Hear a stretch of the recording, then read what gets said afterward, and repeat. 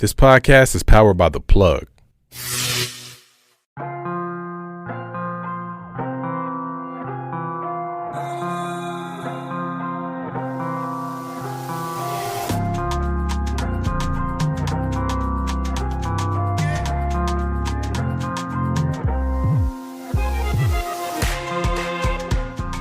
Hi, everybody, and welcome back to the Besos, Jules podcast.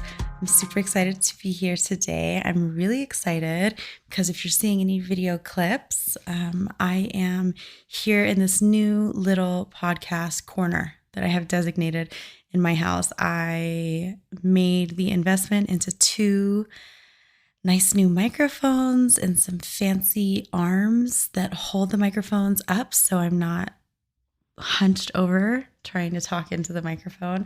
I can actually sit and have my hands free. And I'm in this beautiful back room of my home, and there's a bunch of natural sunlight because I haven't set up lighting yet. So I'm really excited and grateful for that. But it is officially the first week of fall.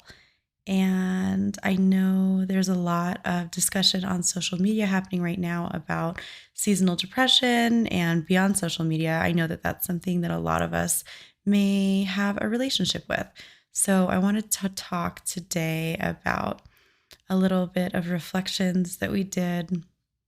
I hosted a weekly yoga session last week, and that was on a Wednesday. And then the first day of fall was on Friday. So it was a really nice opportunity for us to all come together. We discussed some memories from summer, our favorite parts of summer, what we're looking forward to for fall. And I'll say that this is the first time that I've really intentionally closed out a season. And I really liked it. I thought it was a nice practice. And having started grad school and just being really stressed out with assignments and moving really quickly, before I started grad school, I felt like I had done a good job beginning to cultivate peace in my life and be really intentional with my time and with my energy expenditures, etc. And so despite school having started and me being in this really fast-paced environment, I wanted to carry that intention through. And so I was really grateful for those who came to the yoga class where we got to discuss how we're feeling and just be really honest about maybe any fear that comes with moving in towards the colder months, especially in Colorado. I'm so grateful to have listeners literally around the world. But I am podcasting from Colorado, and we get some pretty intense winters with all of the climate change and various climate patterns that I'm frankly just uneducated in the patterns to know what to expect this winter. I'm not sure what's to come, but I have noticed I've been really looking forward to fall and to hibernation and to turning inwards, especially with relationship to femininity and our female cycles. So a dear friend of mine, Audrey Nash, she hosted a womb workshop that Deja and Marina and I attended, and my neighbor Allie came, which was really sweet. So we attended her event, and it taught us about different cycles of women. And I have this handy dandy piece of paper here. Part of the workshop centered around helping us conceptualize the 4 phases that are within our cycle as women.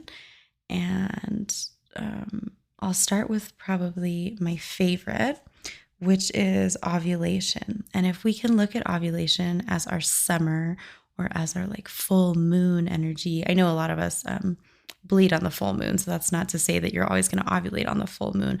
But in terms of that like big feminine energy, you might find that you feel sexy, powerful, confident, sexually liberated. That is like full feminine zone. You might find from a discharge level, things are a little stickier, a little wetter. Some medical experts will argue, well, it's to help promote pregnancy. And so they make you a little bit more wet to increase sensation or desire to engage in sex to reproduce. But we know here that sex is certainly not all about reproduction. And so I like to just think of it as a time to get real juicy with yourself or with a partner or multiple if you're interested. Um, so then our next phase is our luteal phase, and this is our autumnal phase. Our energy begins to wane down a little bit. You might begin to turn inward. You might find that journaling, reflecting, cleaning, checking in on your mental health are all helpful activities during this time. And that there can be a calling to speak honestly and responsibly. And that there's an affirmation I wrote here: I am able to balance my life. And that's right before our menstruation phase. So then our menstruation phase is like winter, like the new moon. So I wrote, I allow myself to rest and quiet my mind so I can hear my soul and desires. This is a time to rest and release control. It is a time to receive support from your community and from your loved ones. And most importantly, to rest and just let your body do what it knows how to do. And then after we move beyond menstruation, we come into our follicular phase, which is spring. It's about the waxing moon, thinking about abundance, socialization, grace, love, beauty, alignment. You might find yourself having a calling to cultivate softness. And this is where your flow state begins. You're starting to get your energy right before we come full circle, and you're at peak energy again, which is where you're ovulating. So as someone who got their period at around 10 years old, I was very young. It took me 10 years, 11 years to learn about my cycle. And now that I am aware of these phases within my cycle and aware of the ways that it impacts me, and there isn't a question around it, I feel a lot more in control. And not that being in control is like peak success, right? But rather that it is so incredibly helpful when we can be in tune with our bodies, when our bodies know what they're doing, and we can develop this body trust in a way, in order to design our lives and live without the guilt. Part of what used to be so frustrating for me when I was having my period was like, oh my God, I'm so exhausted, or rather, not even when I was having it, but in the phase right before it, in that sort of fall or autumn phase, where I would be so tired. Maybe I'd start to get migraines, and I was just so frustrated. And I can tell you that that frustration didn't help at all. And if I had just known instead that this was something to be expected, that I could have likely exercised a little bit more self-compassion and supported myself and supported my body before it was about to bleed. And so being in school and having the opportunity to work for myself in many ways, it was a goal for me last year to learn about my cycle. And I said I wanted to be able to design my life in a way that supported that. The 9 to 5 work schedule that most of us live by, especially if you're living in the US or listening here in the US, is designed on a man's circadian rhythm. So men wake up and get a huge shot of testosterone. That's why morning wood is a thing.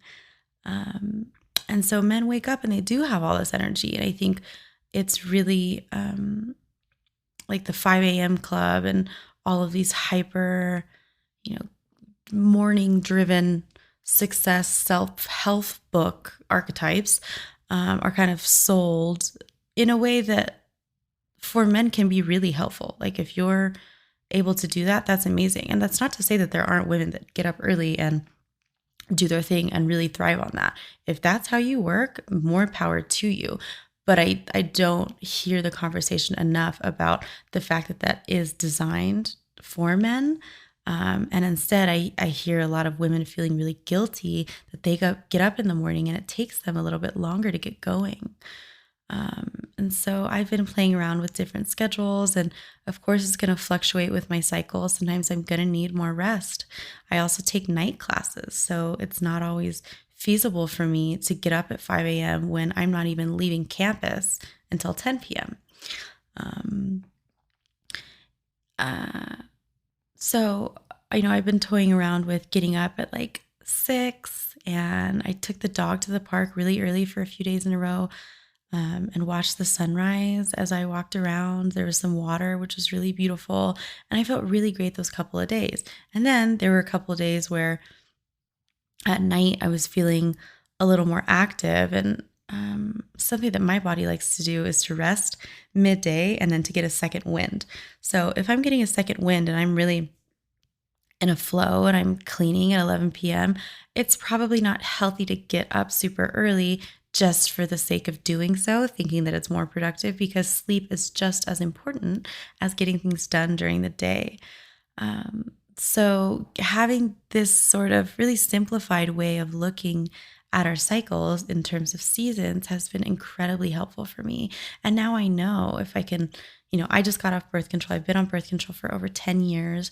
I was on antidepressants for over 10 years, and a couple other prescriptions to aid with the polycystic ovarian syndrome symptoms that I was battling with. And so I was having a lot of acne and weight gain and mood swings. And so when I entered my relationship with my girlfriend, I thought, well, I don't need to be on all these hormones. It was really important to me not to get pregnant, especially while continuing to pursue my education. And like I wasn't married or anything yet, so I didn't want to get pregnant. But now, as much as I love my girlfriend, she can't get me pregnant. So I didn't have to worry about that anymore, which has been really a relief for my life and my story, especially with having a lot of wonderful, amazing children in my life who maybe happened before a marriage or there never was a marriage. I've seen firsthand how challenging it can be. And so that was a fear that I didn't want to have to. I didn't want to be a single parent. I don't want to do that. And I have dreams that having a child right now would not facilitate. And so I'm really grateful that I'm not on that anymore. So as my hormones are regulating, and I'm still going through quite a bit of resetting. My first period after getting off birth control was so profound. I remember being bent over the counter, like gripping onto the edge, and my cramps felt like contractions. They were coming in like 10-minute waves. My poor girlfriend was looking at me like she didn't even know what to do, but was so perfect. She was just giving me enough space when I needed it. And when I looked like I needed more support, she'd come over and rub my back and breathe with me. And so that was really, really lovely. That was the first time that I've ever had a partner really support me in my womanhood in a way that I didn't know was possible. Having entered into a relationship with a woman, I think this might have been one of the biggest like affirming things of knowing that I am lesbian, in that once I started to envision having a family with her, I wasn't anxious. Whereas before I used to be so scared. The idea of having a child with a man for me brought me so much anxiety. And it was something that like really scared me, but I didn't think there was another option. And so I was kind of dreading it. Like I love children and I want kids for sure. But the idea of having a partner who didn't really understand my femininity, didn't understand what it was going to be like to carry a child, didn't understand even what a period was like. I get pretty emotional, and I don't even want to say unreasonable, because now that I get emotional and I'm met with just understanding and empathy, I feel totally fine and I can move on. But when I was dating men in the past and I would be emotional and then they weren't really doing anything to facilitate me feeling better or supported, it's utterly crazy making. And so it was those, small experiences that I thought, oh my God, having a kid with one is just going to be fucking wretched. to be honest with you. But so I'm saying all that because this past month we had 2 full moons and I bled twice, and it was like once on the full moon and then once on the new moon. And so I'm curious, as the full moon is approaching, I'm feeling very emotional. I made a sandwich before this and I started crying at the sandwich because it was so delicious, and I was just so grateful to like have a moment to make this nourishment for myself and to practice presence.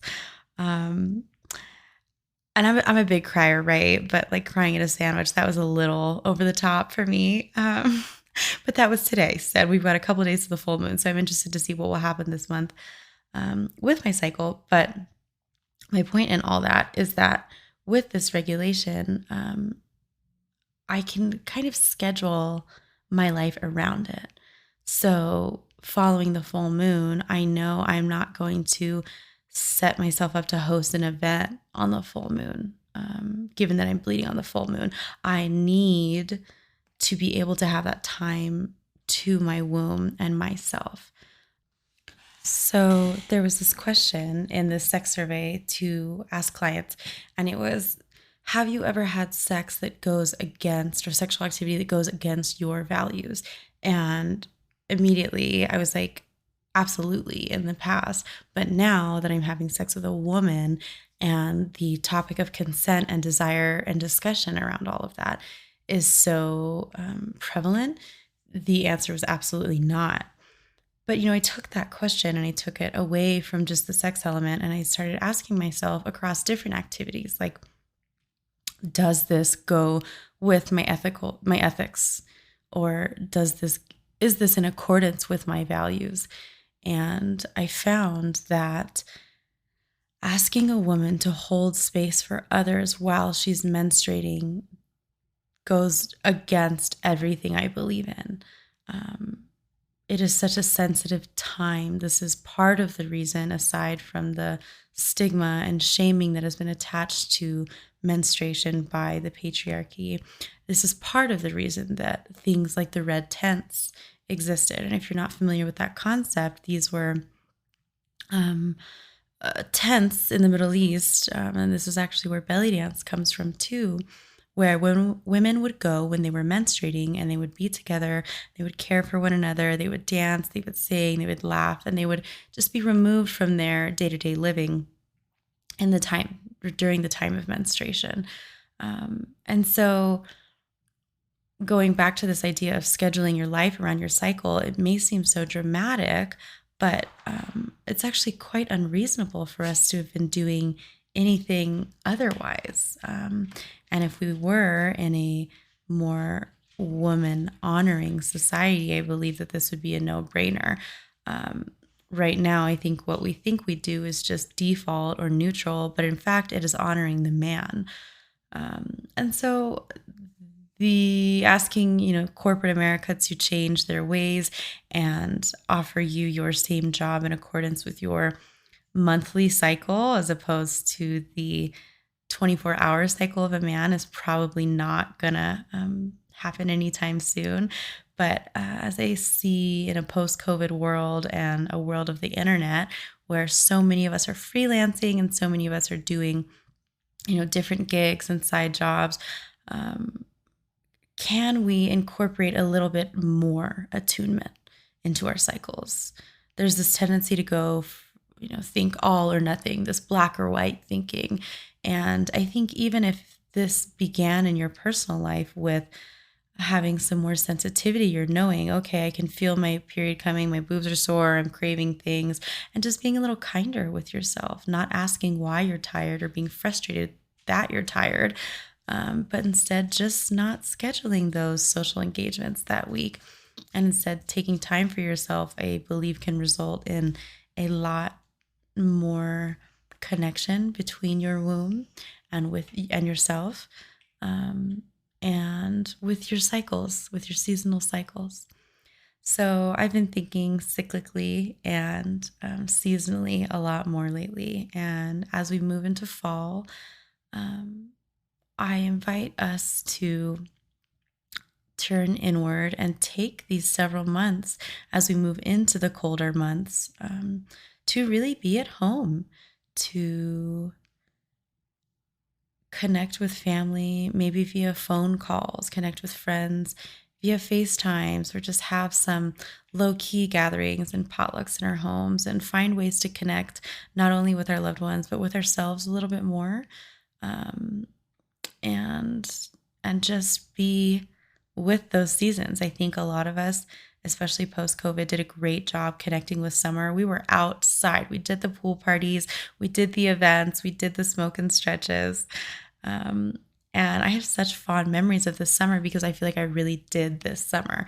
And instead of getting lethargic and sad and nervous about the winter months to come, I am looking forward towards having a season where I really lean into fall and where I really lean into winter, and I cook the stews and I play the music and I sit by the fireplace, and I just celebrate all that there is to offer with these coming seasons. And I invite you to do the same. Thanks so much for tuning in. I'm really excited for this season of podcasting. This is the first time I've done things very consistently in my life. I've been hosting yoga every Wednesday, and now I record every Tuesday, and I do my best to edit and push it out as soon as I can for you all. But purchasing this second microphone was really big for me, and I'm super excited to have some guests. So if you would like to be on the podcast or know of anyone who might, please send them my way. Shoot me a DM. If there's something you want to talk about on the podcast or hear me talk about, please send me that. I do this so that we can have the discussion. I love this virtual community that it creates, and I love even more when I can see you all in person. So thank you always for tuning in. Huge thank you to The Plug, and we'll talk soon. Besos. Thank you for listening to this episode. If you or your company are looking to jump into the podcast world, now is the time. The Plug Agency is here to connect you to the full power of podcasting. You just record and leave the rest to us. The people are listening and want to hear from you. theplug-agency.com. That's theplug-agency.com. Click the link in the episode description for an exclusive offer. Botox Cosmetic, out of botulinum toxin A, FDA approved for over 20 years. So, talk to your specialist to see if Botox Cosmetic is right for you. For full prescribing information, including boxed warning, visit BotoxCosmetic.com or call 877-351-0300. Remember to ask for Botox Cosmetic by name. To see for yourself and learn more, visit BotoxCosmetic.com. That's BotoxCosmetic.com.